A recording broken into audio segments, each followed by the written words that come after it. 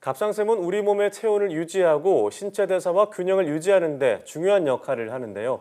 이러한 갑상샘에 문제가 생기면 어떤 일이 일어날까요? 오늘 내 몸 보고서에서는 갑상샘 질환에 대해 알아보겠습니다. 한양대학교 병원 내분비대사내과 박정환 교수와 함께합니다. 어서 오세요. 네, 반갑습니다. 네, 저희가 갑상선에 생길 수 있는 대표적인 질환 하면은 갑상샘 저하증과 항진증 두 가지를 들게 되는데요. 각각 어떤 질환인지 소개 부탁드립니다. 갑상선은 우리 목 한가운데 이렇게 앞으로 툭 튀어나온 물렁뼈 아래쪽에 네. 기도 주위를 감싸고 있는 내분비 기관입니다. 예. 갑상선은 음식물을 통해서 섭취한 요오들을 이용하여서 갑상선 호르몬을 만들어내어서 우리 몸의 체온을 유지하고 대사량 조절을 통해서 신체 내의 모든 기관의 기능을 적절하게 유지하는 것을 기능을 하는데요. 우리 몸에서 필요한 만큼의 갑상선 호르몬을 만들어내지 못하는 것이 갑상선 기능 저하증이고요. 반대로 우리 몸에서 필요한 것 이상으로 과도한 갑상선 호르몬을 만들어내는 것이 갑상선 기능 항진증입니다. 네. 추가로 갑상선 기능 항진증과 갑상선 기능 저하증이 갑상샘 저하증, 그다음에 갑상샘 항진증으로 용어가 바뀌었는데요. 네. 현재 두 용어가 모두 사용되고 있는데 진료실에서는 갑상선 기능 항진증과 갑상선 기능 저하증이 널리 더 사용되고 있습니다. 네. 그렇군요. 그럼 갑상샘 저하증과 갑상샘 항진증 이 두 가지 질환에 있어서 나타나는 증상은 어떤 차이가 있을까요? 갑상선 호르몬이 부족해서 발생하는 갑상선 기능 저하증과 갑상선 호르몬이 과다하여 발생하는 갑상선 기능 항진증은 정반대의 증상을 나타냅니다. 네. 갑상선 기능 저하증의 경우 우리 몸에서 필요한 만큼의 에너지를 만들어내지 못하기 때문에 식욕이 감소하고 체중이 증가하여 추위에 잘 견디지 못하고 피부가 건조해질 수 있습니다. 또 변비가 발생하거나 심장 박동수가 감소할 수 있고요. 반대로 갑상선 기능 항진증의 경우 우리 몸에서 에너지를 필요 이상으로 많이 만들어내기 때문에 예. 식욕이 증가하고 체중이 감소하면서 더위에 잘 견디지 못하고 피부가 축축해지고 땀이 많이 날 수 있습니다. 정반대 증상이네요. 예.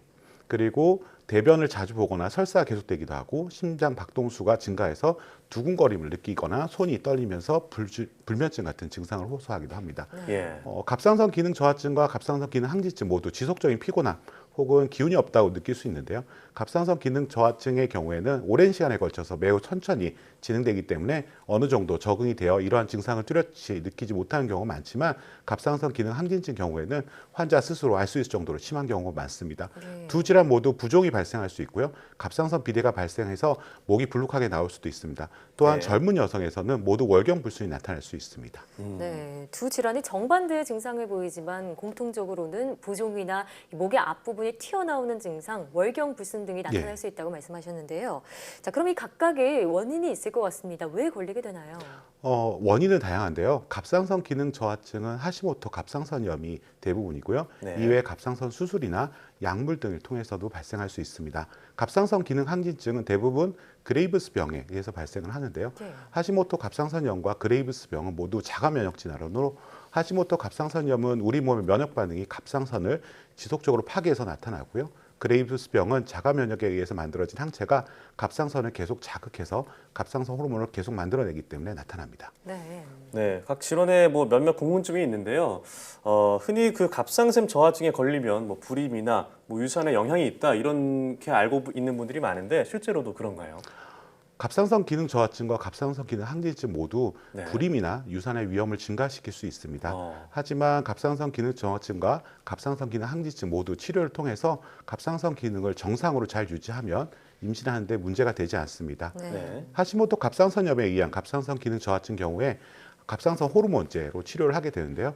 갑상선 호르몬제는 임신 기간에도 안전하게 사용을 할 수 있고요. 오히려 임신 기간 갑상선 호르몬제를 치료받지 않으면 유산의 위험성이 높아지거나 태아에 좋지 않은 영향을 줄 수 있습니다. 네. 그레이브스 병에 의한 갑상선 기능 항진증의 경우 일반적으로 한 갑상선 약제로 치료를 하는데 이 약물도 임신 기간 동안 안전하게 사용할 수 있습니다. 네. 다만 임신 기간에 맞춰서 약물 종류나 용량의 조절이 필요하므로 자주 병원에 방문하여서 주치의와 상의하는 것이 중요합니다. 네. 자, 그리고 또 이 갑상샘 기능 항진증 약을 복용할 경우 탈모 위험이 높다 이런 얘기도 있거든요. 네. 사실인가요? 갑상선 항진증 치료제를 복용할 경우에 일부 환자에서 부작용으로 탈모가 발생할 수가 있는데요. 하지만 갑상선 약제를 중지하면 다시 회복하게 됩니다. 예. 하지만 탈모는 항갑상선 약제보다는 갑상선 기능 저하증, 갑상선 기능 항진증에서 더 잘 발생할 수 있으므로 갑상선 기능 저하증과 갑상선 기능 항진증을 잘 치료받으면 갑상선 질환에 의한 탈모는 회복할 수 있습니다. 탈모는 충분히 회복할 수 있다고 말씀을 하셨고요. 예. 자, 그럼 각각 질환으로 인한 합병증은 어떤 것들이 있을까요? 갑상선 기능 저하증은 증상이 이제 뚜렷하지 않아서 네. 진단이 늦어지는 경우가 많습니다. 갑상선 기능 저하증을 잘 치료하지 않으면 예. 심한 갑상선 기능 저하증이 되었을 때 전신, 특히 뇌세포 대사 기능이 떨어져서 생기는 점액 수정성 혼수에 이를 수 있고 이 경우에 사망의 위험이 매우 크게 됩니다. 반면에 그레이브스병에 의한 갑상선 기능 항진증의 경우 가장 흔한 합병증은 안구 돌출이 발생할 수 예. 있습니다. 하시모토 갑상선염에 의한 갑상선 기능 저하증에서도 발생할 수 있지만 대부분 그레이브스병 환자에서 발생을 합니다. 한번 안구 돌출이 발생을 하면 그레이브스병이 좋아지더라도 안구 돌출은 그대로이거나 악화될 수 있는데요. 안구 돌출이 심한 경우 시력 저하나 시신경 손상에 의한 실명 위험이 매우 높고 원래 모습으로 회복하기 어려운 경우가 많습니다. 예. 따라서 그레이브스병에 의한 안구 돌출을 예방이 중요한데 흡연이 대표적인 위험 인자이므로 네. 그레이브스병 환자들은 반드시 금연하는 것이 중요합니다. 네. 자, 그런데 얼마 전 한 방송인이 그레이브스병을 앓았다가 완치됐다는 소식이 들리기도 했는데요. 두 질환 모두 치료법이 뭔지 궁금하고요. 완치는 가능할까요? 갑상선 기능 저하증은 일반적으로 갑상선 호르몬제로 치료를 합니다. 부족한 갑상선 호르몬을 보충하여 갑상선 기능을 정상과 같이 유지하는 것인데요. 갑상선 호르몬제는 특별한 부작용은 없으나 장에서 흡수 정도가 여러 인자에 의해 달라지기 때문에 반드시 복용을 해야 합니다.